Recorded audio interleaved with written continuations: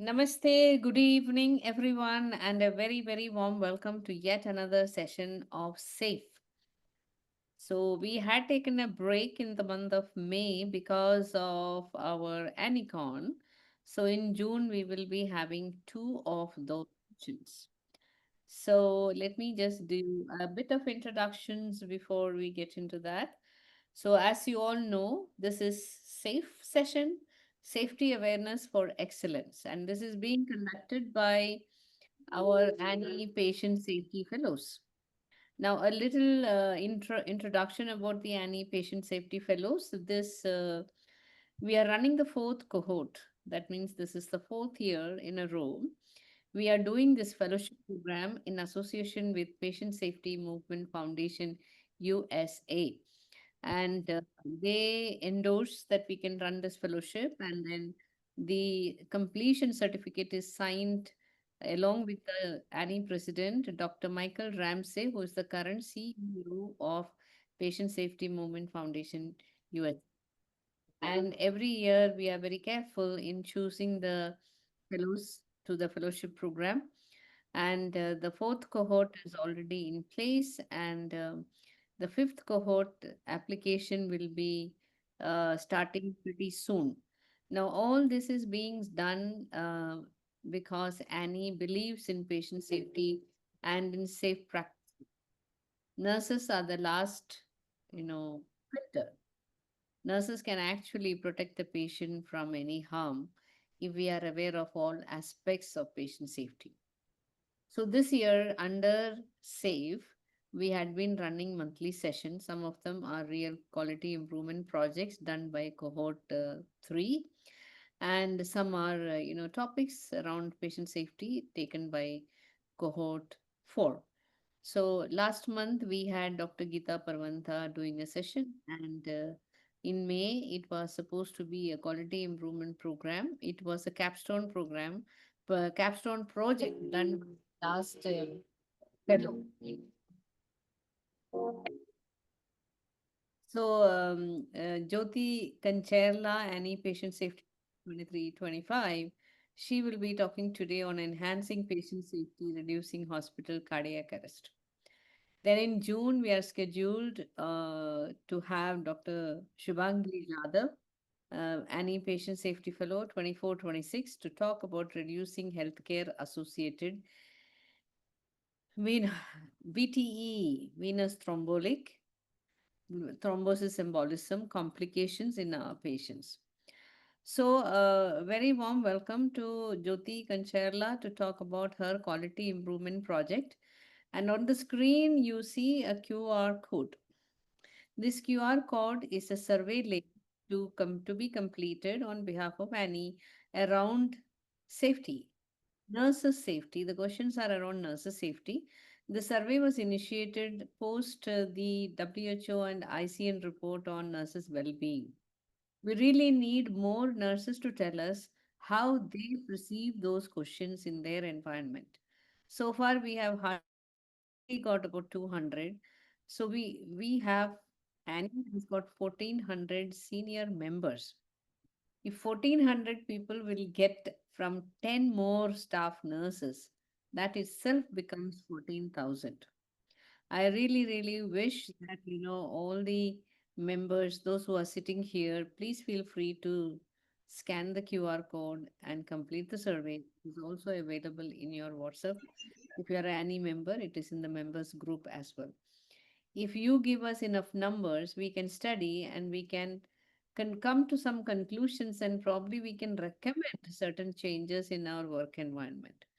That is how all the world makes changes in the profession. Now, we want changes, but we don't want to do anything, then the expectation is ungrounded. We need to do some action to get anything different from what we are doing today. So, my earnest request that please complete the survey. And in June, as I told you, it will be Dr. Shubhangi Jadhav. We are going to be probably the last week of June. We will be having Dr. Shubhangi with us. Now, heads up to all of you. Annie hosts two major events. Our flagship program is Annicon 2025, which was completed in Kochi, 30th and 31st of May, which was a fantabulous, super duper success. And ANEI Patient Safety Conference is a slightly lower key conference, but it used to be virtual. Now we are trying to do it in person from last year. Last year it was done by Karnataka chapter, and this time it is going to be in Guwahati and it will be coordinated by the Northeast chapter. So block your calendars and get ready to the northeastern city of Guwahati. So thank you everyone for being here on time. And now I hand it over to Jyoti to take us through her quality improvement program. Thanks, Jyoti, for being here. Thank you so much, ma'am, for the warm welcome and then for introducing the topic and setting the stage for me to take you all through the QIP project, which I have done during my Patient Safety Fellowship Cohort 3. Just a minute, share my screen.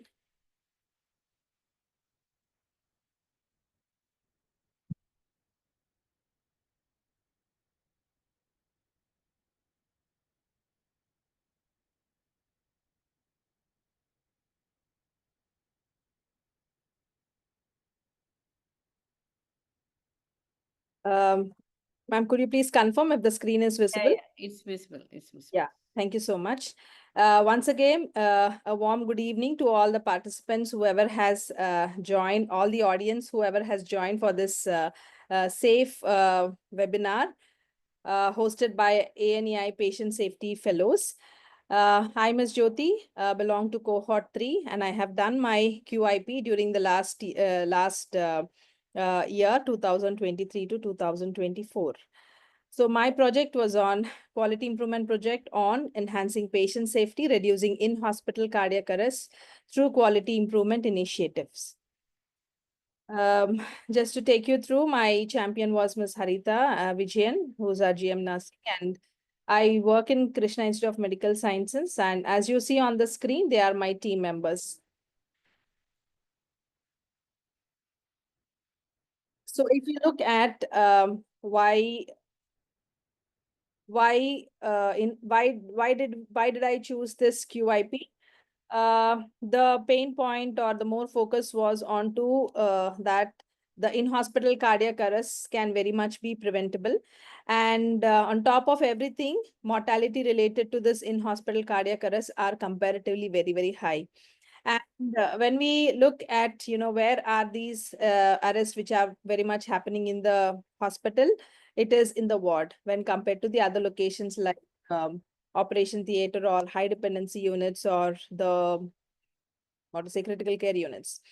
So therefore, having a robot system in order to prevent this in hospital cardiac arrest is very, very important, and it is a dual system is very much required. So like identifying a deteriorating patient and also having an appropriate interventional response systems, like having a rapid response team. Furthermore, these are my objectives. To implement modified early warning scoring system for early identification of patient deterioration, to apply evidence-based multimodal interventions for preventing in-hospital cardiac arrest, and thereby to reduce the number of cardiac arrests to less than 50% from the current number which was running at my hospital.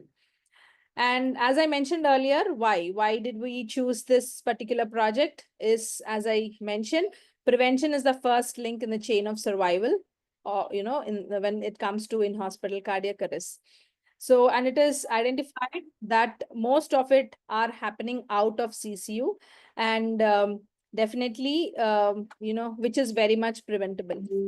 And we could see that on an average, there were about 5 code blues happenings per month, especially in the wards. And when we analyzed and seen, they were very much preventable if the at-risk patients were identified at an early stage. And usage of this early warning system, triggered by specific vital signs abnormalities, based on a scoring system with multiple criteria and other parameters, helps in categorizing or stratifying risk patients. It's the requirement, statistically, if we see, in numbers, why? So this, as I mentioned, this was our run rate of average code blues happening per month. Average is about 5. So we have decided that, it's time for us to work on this and to bring our numbers down. The methodology which I have adapted to address this issue was a PDSA cycle. So what we had planned was to audit all our code blues by reviewing the case sheets and also the codely running sheets. Then we also looked at the literature to adapt some of the, or to look at the best evidence-based practices which can be adapted in our setting. And then we have reformed our core, plan to reform our core team, and then have very very systematic constructive training modules for our staff, whoever is involved in addressing these issues. Furthermore, we have performed a root cause analysis to understand where things are going wrong and where we have to focus upon.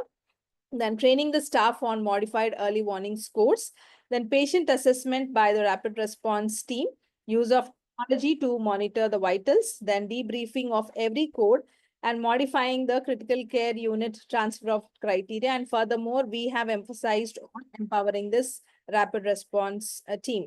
So I will take you through all of these in detail in the further slides.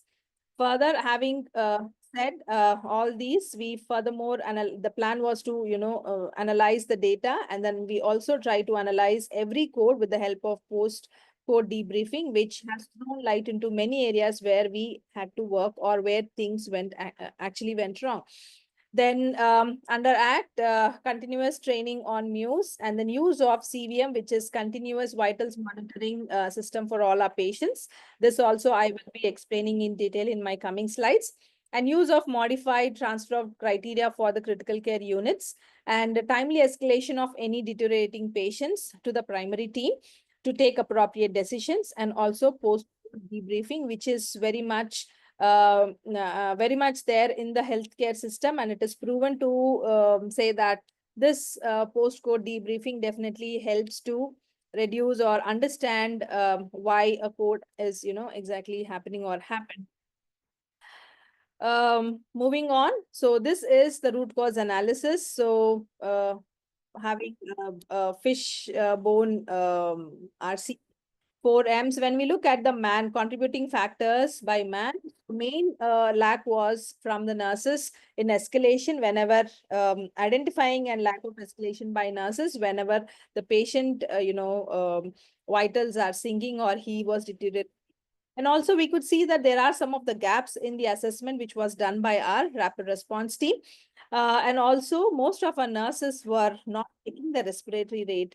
Now, if we see, as very much into technology, nurses have completely or kept aside the checking the respiratory rate, because now it has been taken over by our pulse oximeter. They just look at the saturation and they just leave it, and then much focus is not there on checking the respiratory rate. So this was one of the major loop which we could identify. And the usage of, when we look at the machine contributing factors, so though we had the Muse portal, which is a beautiful dashboard, which gives a complete understanding of the overall hospital or the ward, like where which patient is having what Muse, and then which patient required immediate attention. So this was, not much utilized. And having a central continuous vitals monitoring system, though it is just you have to apply a sensor to the patient and then it automatically captures the vitals. However, this facility also was not much utilized by the nurses. Then when we looked at the method or the process, so here patients with more than 3 Muse score were kept in the ward. And more to say that, quite sick patients were managed in the wards, wherein, continuous monitoring or close monitoring by the nurses was really challenging. And then material, so there were also issues with the RRT, wherein, they were not having adequate resources for having a continuous monitoring of these patients who are having Muse more than 3. So as I mentioned, we have analyzed the data by reviewing our case sheets, code blue running sheets. So we have collected the data and looked at the data between November to March over a period of 5 months. We could see that there were about 24 code blues which happening or in hospital cardiac arrest. This is specific to ward alone. So which were happened. When we look at the demographic data, so vulnerable patients or elderly patients were contributing more to it. More than 50% or close to 50% of them were falling under the age group of 61 to 80 years of age. And furthermore, breakdown of our analysis revealed that patients admitted under medical oncology were contributing about 21% and nephrology were about 17%, and rest as you see on the screen. So furthermore, when we look at the why patients are having, or the reasons for the code blue. So these were the various reasons, as you see on my slide, that those were the reasons for code blues or cardiac arrest. And the major factor, close to 54% was contributed by desaturation, followed by unresponsiveness. If you just recall my slides, which I was talking, when it comes to my RCA, I mentioned there that respiratory rate was, most often missed by the nurses. So we could relate that probably if the nurse was checking the respiratory rate, and then if she could identify that, the patient was having bradypnea and followed by desaturation, if that was flagged and if that was escalated and informed, probably this patients would have been mobilized to a high dependency unit, and then probably we could have avoided. So this is what we could understand by analyzing the reasons for code blues. And of course, the other contributing factors or the reasons were hypoglycemia, and which was followed by unresponsiveness. We also had patients with bradycardia, hypotension, and also we had couple of or four of them were having hematemesis, followed by hypovolemia and unresponsive, and acute MI was contributed by one of the patients. And further breakdown of these into as based on the mu score. So we have looked at each event versus what was the mu score before the code or before the code. So when we see maximum was mu score of 9, and then patients between 2 mu score of 2, 3, 4, and 6, most of them are falling under these mu scores. And if you remember, one of our criteria was patients more than 3 were to be followed by our rapid response team, so that any worsening of the condition can be picked up, and then they can be discussed, and then some decision can be taken in order to mobilize them to a high dependency unit. So therefore, we have seen what were the mu score of the patients who had these events. Then what was the outcome of the arrest? When we looked at that, we could see that um, around 67 patients were alive, and 33% of our patients, the outcome was bad. There was mortality. So understanding about where the issues were, so we have drafted our plan to address these issues. I'm sorry. In 5 folds. So as you see, what we have done is we were having a rapid response team already, but then here we have reformed our team. So we have recreated our team. We have clearly defined their each person's role, and then we looked at what time they are coming, how much of coverage we are able to have in the floors, and all that we have looked at, and then we have redefined each of their role. And we have specifically empowered all our team members to make clinical decisions. So they were very, very apprehensive to call the doctor whenever, patient condition was bad, and then it was left to the doctor. If they don't respond, they would wait. So what we have done here is, with the help of our management, we have, empowered the team to take clinical decision, and then to counsel the patient one step ahead, tell that, the condition is so and so, and then they might require close monitoring and all that. We have empowered them to go one step ahead, and then so that confidence assurance we had given, empowerment that we have given it to the team. Followed by that, we have done an extensive staff training, wherein we have trained with our RRT team and the nurses on our resuscitation courses like BLS and ACLS, made sure that every nurse had hands-on experience both on the mannequins, and then whenever there is a possibility, there were mocks were called for, and then BLS was we made them to perform the BLS so that they could gain confidence to function on a real time basis. And specifically we have focused on muse scoring, because if the nurse goes wrong in her muse scoring, then we will not be able to identify or categorize which patient is falling under which category. So however, in our hospital, it is, everything is based on EHR. However, nurse having this understanding of how important vital signs is, and then entering into the EHR, wherein automatically the muse can be calculated and it comes onto our dashboard.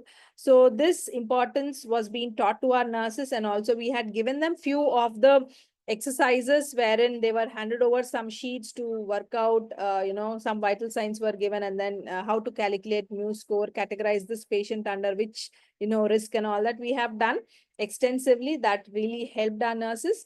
And also we had some case based incident training, so we also put our had our efforts in educating or training our nurses, not just by having a lecture method, but then cases were discussed with our nurse, so that they were able to relate to the clinical condition of the patient, and then they can think about what could be the best possible decision or intervention, and where they can prevent such kind of cardiac arrest events in their setting.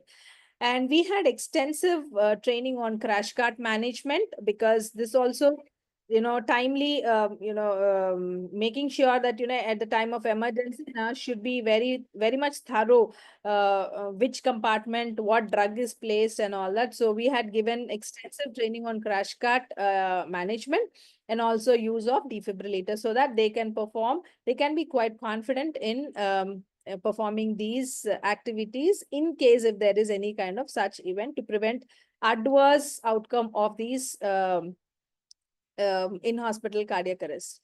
The third focus was on to use of technology. So this is where I was mentioning use of technology for monitoring vitals and and also escalation of those things timely. As you see here on the screen, this is how the dashboard or looks like when it comes to continuous vitals monitoring system. So we have a system in place wherein we actually attach a sensor to the patient chest, and then it automatically captures the patient vital signs, and this we can see on the screen displayed on the central monitor.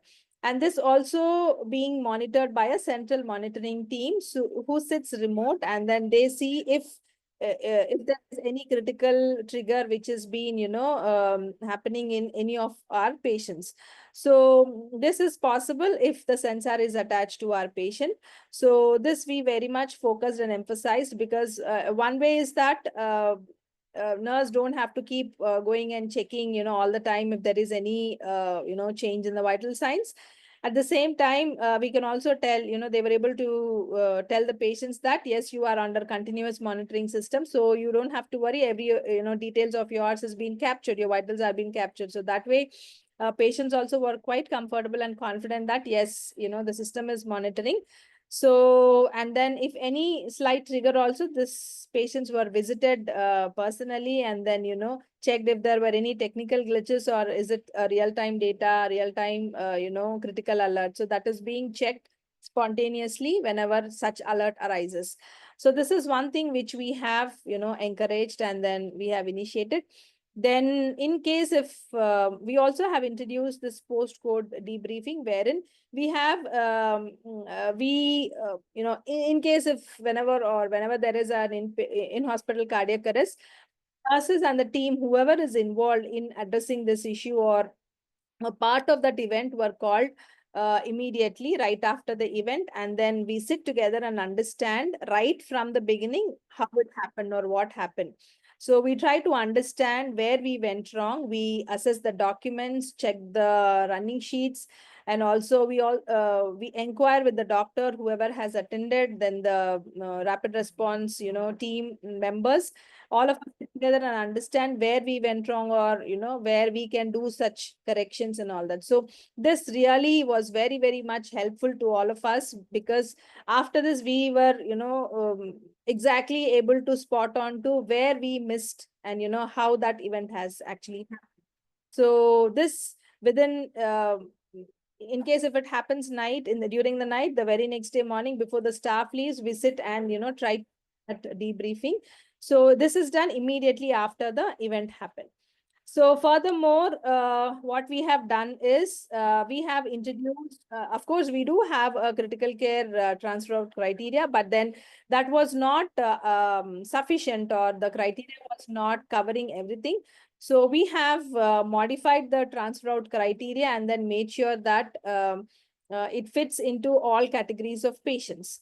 So this also helped very much in preventing our or reducing having sick patients in the floors. This is a glimpse of the CVM and the Muse dashboard. As you see, these two blue ones are the continuous vitals monitoring system. So whenever a sensor is attached to the patient chest, this is how the vitals are reflected. So they are reflected both in the nursing station and also in the central monitoring system. So the vital signs, this dashboard is being monitored by the central monitoring team.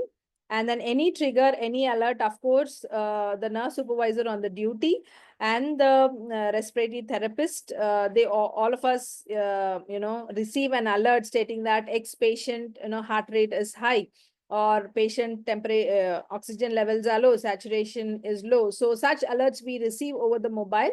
Like, if we are in a remote place, looking at that, we go and check, is it any technical glitch, or it's a real-time capture of the data. So that's the way we identify if, I mean, this is how the continuous vitals monitoring system was helpful in identifying a deteriorating patient.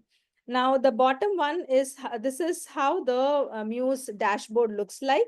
So just one click, we get to see how many patients are with Muse more than 3. So here in blue you can see that there are about 125 patients with Muse score 3, and then 221 are patients with Mu score less than 3. So more than 3 and less than 3. So when we furthermore filter, and see exactly, we know where the patient is located, and then it becomes easy for us to go and monitor those patients. And then if required, we can take call, and then if furthermore, if the patient requires close monitoring, then we talk to the clinician team, and then we mobilize them to a high dependency unit. So this is the progress of our QIP. As you see, we initiated in the month of March. So this 5 months we have analyzed our data, and then here we have implemented, and then we further continued to see how our rates. So there we could see that progressively our numbers were coming down, and then our respiratory, we shifting the patients from the floor to the high dependency units were comparatively increased. So this, I can say that definitely our interventions helped in reducing our in-hospital cardiac arrest. So, however, when we look at the, further analysis of this, of course, the numbers remain the same with the age group between 61 to 80. However, pre-implementation, our specialty, most of our patients were in a medical oncology. However, now it is shifted to, nephrology department. And then the reasons here was slightly, different. The issues with desaturation had reduced. However, issues with hypoglycemia followed by unresponsive were relatively high, followed by the desaturation, then hematemesis, airway obstruction, atrial fibrillation, then MI and pulmonary edema. So patients with mu score 3 were about 42 patients, 42%. And then the outcome, we can see that, most of our patients were safely discharged home. So this is our way forward. One is 100% utilization of technology for vitals monitoring system, so that none of the patient vitals are being missed out. And then just because we missed, patient don't land up in any kind of adverse event. And then as you see, as I have shown in my slide, the reasons. So most of our patients with hypoglycemia followed by cardiac, unresponsive was there. So, and this was typically seen among, our nephrology patients, wherein, post dialysis, they shifting back to the floor, having hypoglycemia and arrest. That was one of the, new reason which we have identified. So our way forward was to, look at that particular reason, and then, furthermore, have some kind of implementations wherein we bring down these numbers and have a simulation based training for nurses. Of course, this has been implemented in our system so that the nurse understands the real time issues and then can simulate, can understand and can have a comprehension idea about how to handle a critical situation. And our aim of, target of having zero code blue further continues. uh, these are my references, and thank you. Now the forum is open for any kind of discussions and Q&A. Thank you. And Chair, I thank Tankamo Gomez ma'am for guiding me all through this 1 year, and my mentor, and then having me on this forum to present my QIP. Thank you so much, ma'am. Thank you, Jyoti. Maybe you can stop sharing, and we'll wait for a couple of minutes to see whether the audience has any questions. I have a couple of questions. Hello, ladies and gentlemen, any questions? So, since we are using the screen time, we have to use the screen time effectively. We cannot wait forever for somebody to ask question. So, my question is going to be that your desaturation followed by unresponsiveness from 54 percentage, it dropped down to 24 percentage.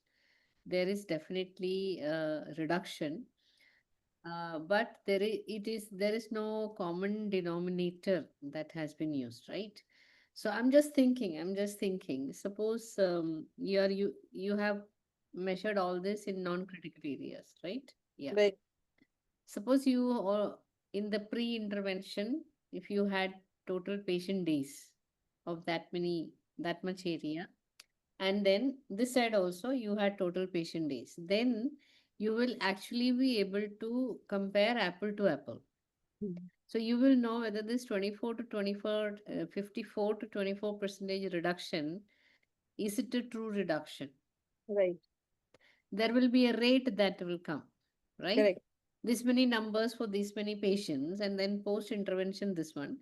Maybe you can do that maths because you already have that data. Data. I think Yes, ma'am. that will kind of help to, compare the two numbers, because otherwise it looks impressive 24 percentage, but I'm still concerned, uh, since you are using a software Right. for Yes. monitoring the patients, don't they have the capability to tell you what was the common thing that was in all these cases?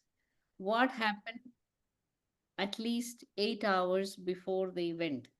Did you ask that question to the company? Yes, ma'am. When we were doing the post-code debriefing, so this also we had taken a track of few of the patients, the data. We pulled out the data looking at the vital signs, the ECG and all. Few, it was having that alert. Patient, respiratory was low.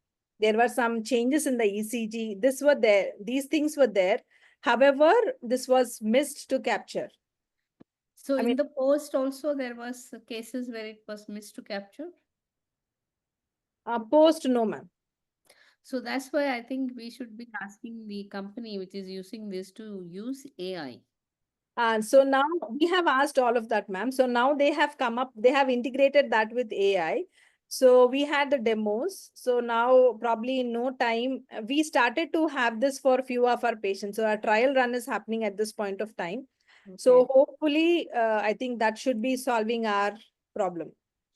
Because the literature says 7 to 8 hours before any serious event, the respiratory rate changes. That's right. Respiratory rate changes, Right. and it has been proven again and again. Manually, we always go wrong. We don't Right. calculate our respiratory rates at all. Appropriately. Now that we are using technology, the technology should be able to give you an alert because our respiratory rate per se is not 100, right? Right. It is just about 16, 18. That's it, maybe between 12 and 18 is a small number. Right. So if a patient who is breathing at 16, Hmm. if we start slowing down to 14 or 13, it is a shift. Correct. Yes. So I think it will be very interesting to continue the project and use AI and then see that what is it that you are missing. Similarly, nephro patients becoming hypoglycemic. I think I have seen this happen forever. So we literally, I mean, those days, obviously, we only fixed one thing, fixed some very minor things. We started looking at when do this patient eat.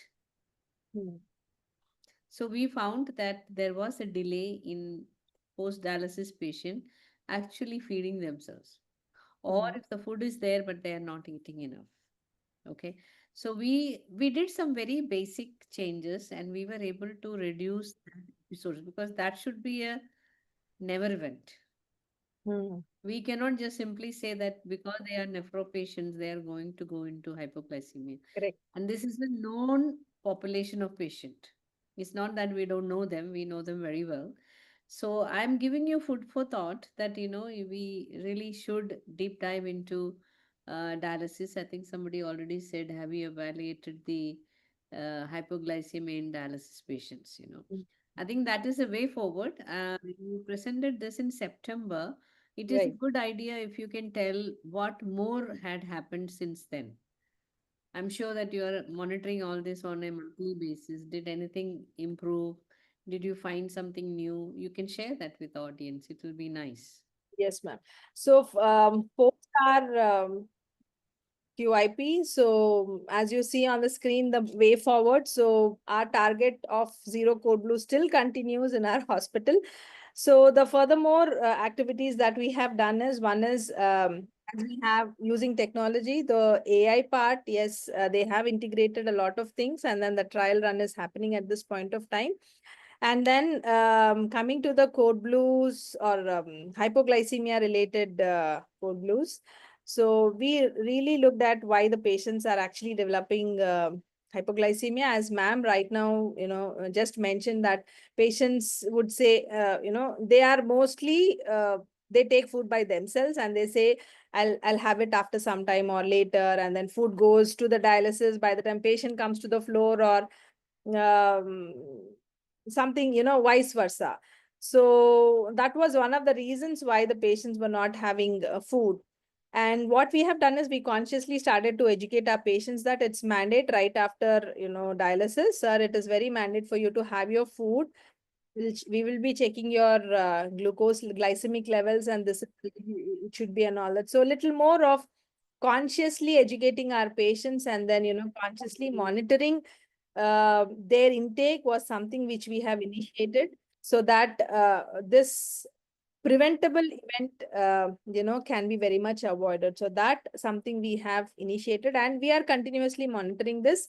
And also slight change, informing one step ahead that food to be going to the dialysis unit, because the food chart which goes to the canteen would be written in X unit, and then by the time the food comes, patient is in the dialysis unit. So there is much delay in the food going and all that. So there we have worked little bit so that the food goes to the patient on time wherever he is there, and then counseling and educating our patient and the family.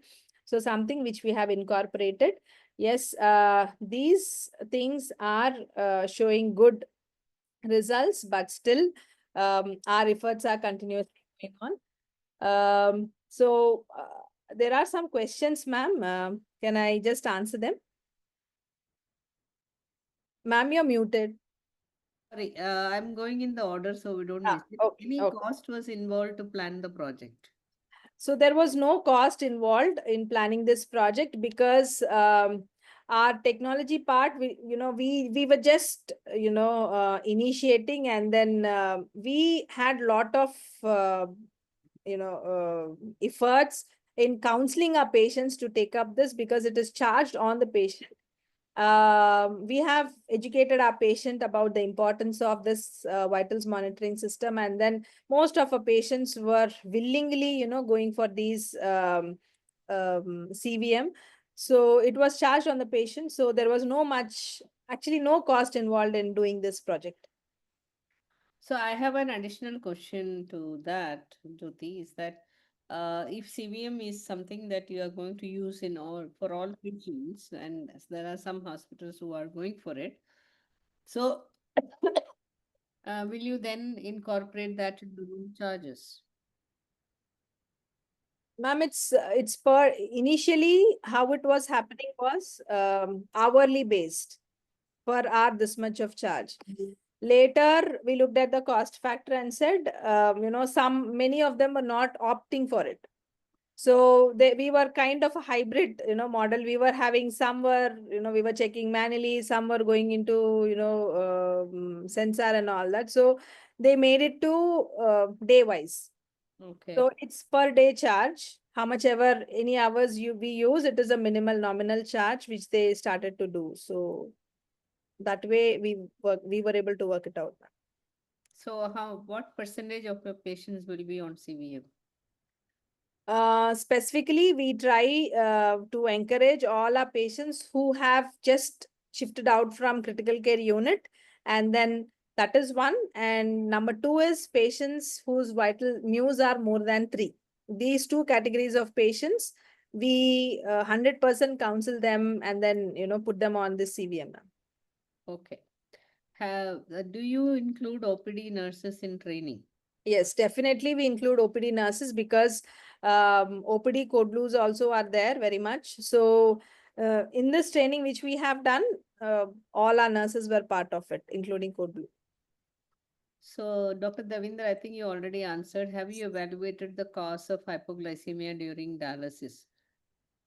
Mm, I think more than during, it is soon after the dialysis, right? After dialysis, Yeah, yes, that after the is dialysis. Yes. that's usually what I have seen, because during dialysis is usually captured by the dialysis, and they have a That protocol many, to yes, address they that. follow that. Yes. There's somebody else asking, nurse patient ratio could also be a reason for nurses missing patient vitals data. Yes, but I think in the Jyoti's format, there is a central monitoring nurse, right? Yes, ma'am. Who are Yes. only monitoring, continuous monitoring. There is a nurse who is watching all of Yes. them all the time, right? Yeah. Yes. But otherwise, if you don't have a system like that, obviously, if there are too many That's a patients challenge. for one nurse, there is a possibility of missing many things. Yes, That there is. happen, yeah. It would be a challenging. Then, how about acuity score of code blue patients? I mean, I think Robert is trying to ask is that do you capture the acuity score of these patients? See, acuity score is used for all the All patients the across all the patients. hospital. Yes. All the So I think it is a good idea to also, when you capture the data, capture the acuity score of the patient before the event happened.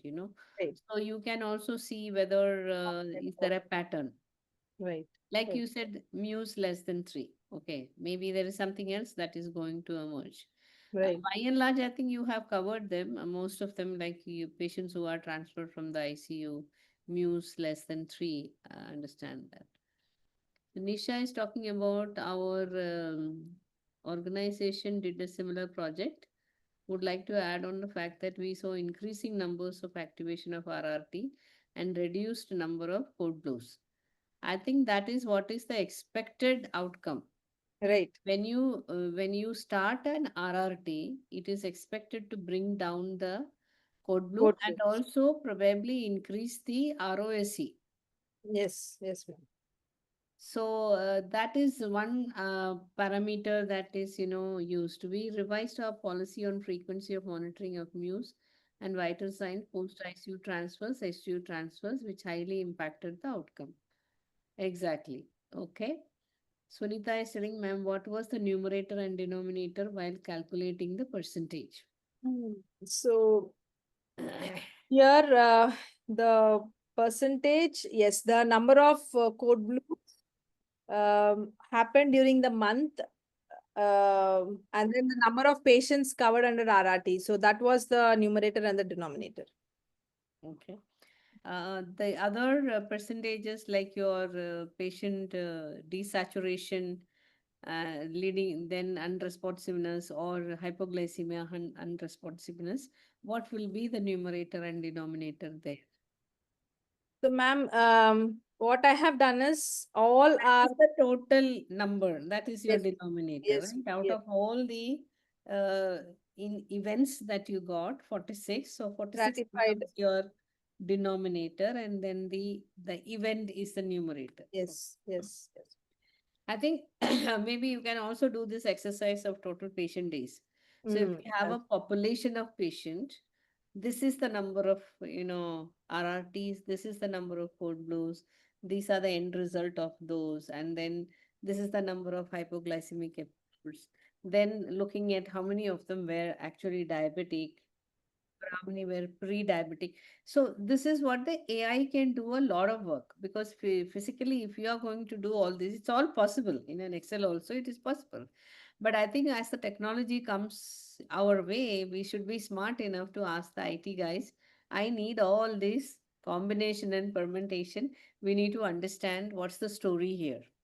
right, Some connection we could be missing when you just simply go in a linear manner. correct.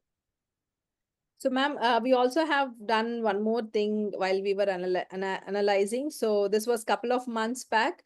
So, this number of the events which were happening. So, we further categorized under like how many were covered under mu score of 3, more than 3, less than 3, and then how many patients had the event who were not under this continuous monitoring system. So that we have furthermore seen, because that becomes our priority, like, and which department, who were the nurses, and then what type of cases were those. So there we are, ma'am, right now to analyze, because that is our, that is where we felt that, the more focus should be, because if you don't focus that, the events can become even more. So Yes, that's I something think we that start. also gives me one idea, because you said who were the nurses. Right, When you look at the nurses, then you deep dive into that nurse, looking at what is their background, what's their experience, what is their competency levels, because all hospitals have level 1, 2, 3, 4, yeah, A, B, C, D, whatever categorization you have. Uh, then it is a good idea to know that under what category nurses patient tend to deteriorate. correct. That will be a major insight for your training. Right, So ma'am. Yes. training need analysis comes from all kinds of such analysis. And Right. it's very important. It is not to penalize a particular nurse, it is to find patterns and to Right. help them, right? Yeah. Yeah, okay. Agreeing, Robert. Competency should be captured. Okay. Good discussion. Did you face any challenges while doing the QIP?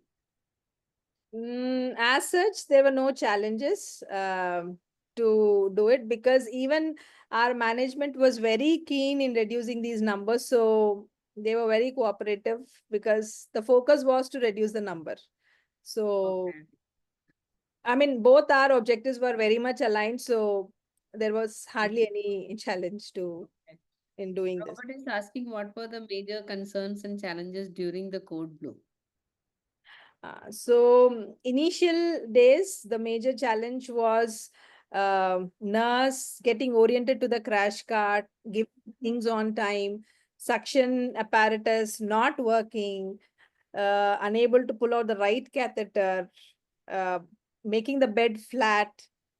So, and then overcrowding in that area, breaking the ampule was one issue.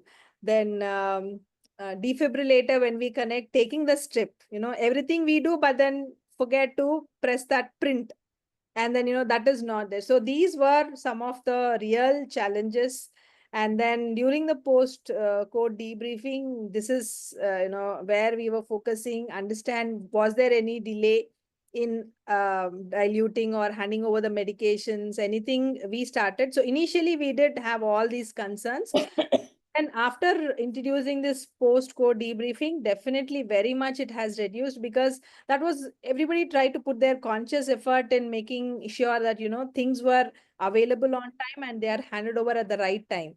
So that has improved a lot in bringing down those challenges. That's great. That's great. And I'm sure that you must have used simulation to train your staff.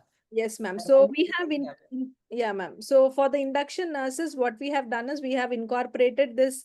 There is a 7 days of induction wherein they sit and they listen half a day, and then they do skills. We teach them skills. Followed by that 7 days, they go for a simulation training for 15 days.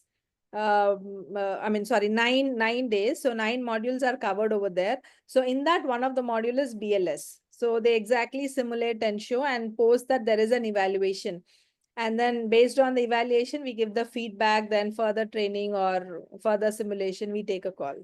So it is But there. when you are saying all the gaps, it is just, I'm just smiling myself because the problems have not changed in all these years, forgetting to put the bed flat.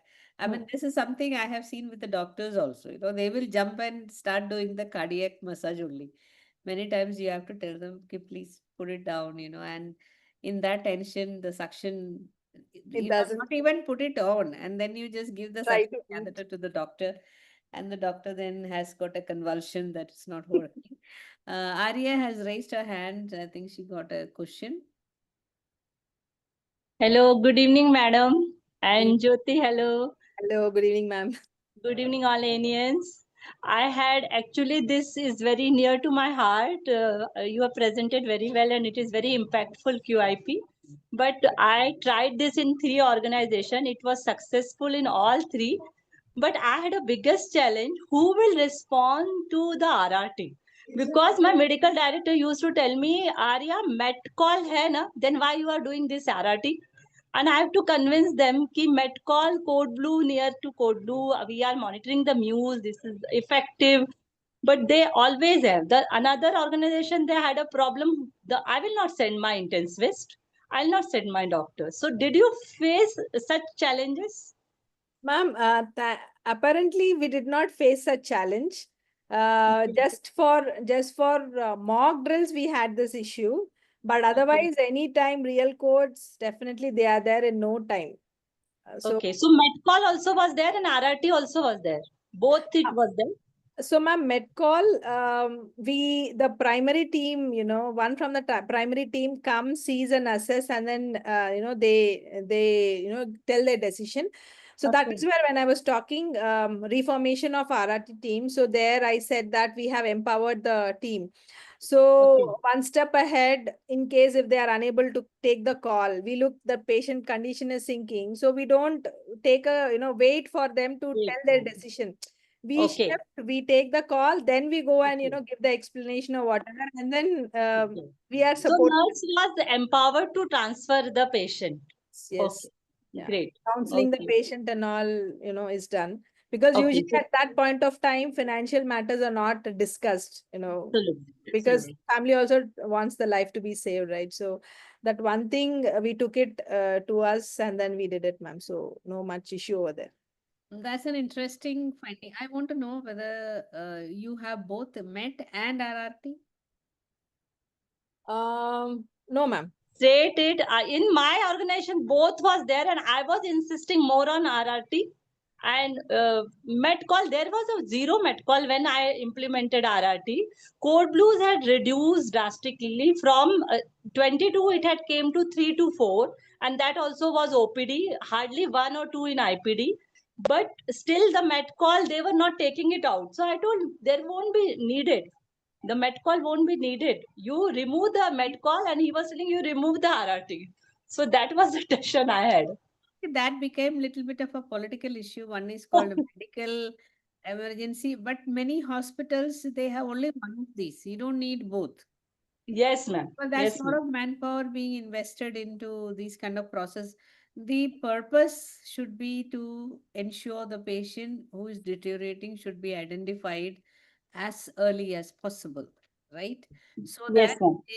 they can be saved and they don't deteriorate. That is the so Yes, ma'am. some are saying we Thank are you. only met. I think this is the understanding.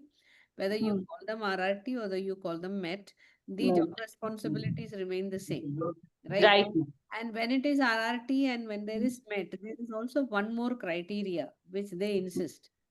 The nurse is uncomfortable about the patient Yes, ma'am. Yes. First criteria is that only, ma'am. because they should be able to tell vitals all look okay, muse is looking Yes. okay, There is but I correct. am not happy about the patient. Yes, And yes, there is research evidence which says more than yes. 75% of the time, this gut feeling is usually right. And this is in the hands of experienced nurses and nurses who are very, very sensitive to patient changes. So Right, ma'am. we should respect that. So there is one more question. Thank you, Do ma'am. you, thanks, Arya, do you monitor the effectiveness of high quality CPR? As such, we don't have any system in place to monitor, but then we see that if the ROSC is achieved, how it is.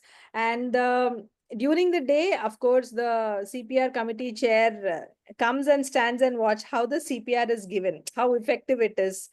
If ROSC is achieved, then couple of times in the CPR meeting, usually when we sit, that is when it is discussed.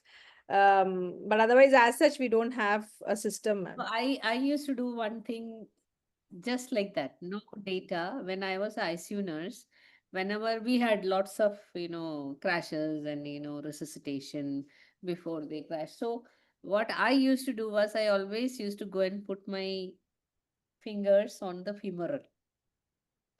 So if your compressions are good, you can feel a pulse. Pulse. I cannot go and touch the carotid. It's not possible because airway, somebody is there and all that stuff. So it will be distracting. So I'll go slowly, go to the side of the patient, put my hand under and feel the pulse. Many a times I have told the doctors, I'll whisper in their ears, your CPR compression is poor, no pulse. Let my nurse do it. Sometimes I'll say change. When they change, I can feel the pulse. Then I will get the doctor to hold the hand. I'll say now you keep your finger. So I think I don't know about any literature evidence, but I know that whenever that pulse could be felt, we Mhm. had a better chance of patient making it. Though I'm talking about in the ICU, though my patients are very, very sick, but it's a good suggestion to look at it and also ETCO2 monitoring. So Yeah. this is a latest recommendation. It was not there before. Mm. So do you monitor that ETCO2? Ma'am, we do monitor in the critical care unit, ma'am, CCU. We do have. No, during the Oh, this thing when you're during the there event, is a no, ma'am. dial, no, which you can connect to the Ambu bag. But then we don't have that, ma'am. Probably we'll have to see in the future, near future. We Yeah. can give the suggestion during our committee meetings if that can be incorporated. So there somebody is telling, Nisha is telling the weight and depth will be evident on the monitor in ICU. If there is a monitor, even if your defibrillator is connected, you can see, but you cannot feel. Right. You with experience, you kind of know that maybe the compression, what is being done, there is enough output happening. What is the end result that you want to make sure the blood is flowing out of the Yeah. heart and it Heart is and receiving also, because if you don't recoil, the mm, heart will not get the return flow. When they correct. don't get the return flow, it is going to pump out empty. So Mm, both are important. correct. Compression depth and recoil both are important. So that's why when you actually keep a pulse, this is my personal experience, and I thought that was you know Nisha is telling that's called EC cap. Is that the ETCO2 monitor you are saying, EC cap? Yes, I ma'am. think Yes, Ah. ma'am. So I think I really love when people start to discuss and we are able to talk more than what is being presented. When nurses are mere listeners, then the brain is not very active. It is always nice to have discussions, have questions. So great, great job. And we are on time. Thank you so much, Jyoti. And Thank you, ma'am. it is 8 o'clock. Thank you so much for all of you being around and being so engaged in the presentation. Thanks a ton. And we will be soon seeing you with Dr. Shubhangi Jadhav talking about to prevention of VTE, another under addressed domain, I would say, because it is only catching up attention. So we will look forward to that. So great. See you all again in another safe session. Until then, stay safe yourself and have safe practices, and let's keep all our patients safely. Thank you so much and good night. Good night. Good night. Bye. See you. Bye bye. Thanks, Jyoti. Bye. Thank you, ma'am. Thank you so much.